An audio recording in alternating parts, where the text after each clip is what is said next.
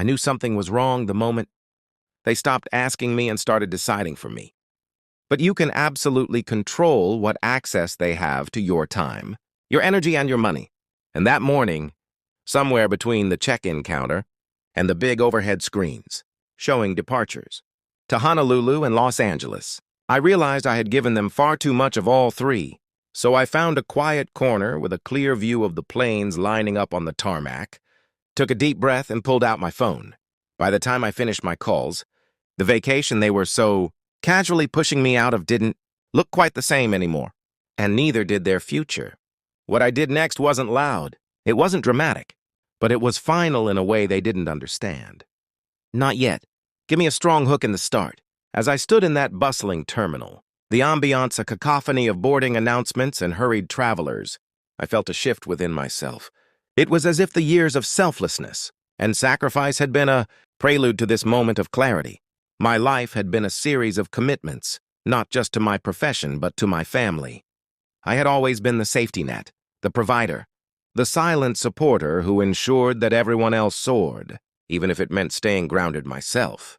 I found myself reflecting on the countless hours spent in the sterile corridors of hospitals, the early mornings and late nights, all with the singular goal of providing a future for my son. I remembered the joy on his face at his medical school graduation, the pride in his accomplishments. It was a shared triumph, or so I believed. Yet, here I was, faced with the bitter truth that the bonds I thought were forged in love and loyalty were malleable enough to be reshaped by convenience. The conversation with the travel agency was efficient and decisive. I transferred the reservations into a different name, one that would ensure they couldn't take advantage of the arrangements I had made.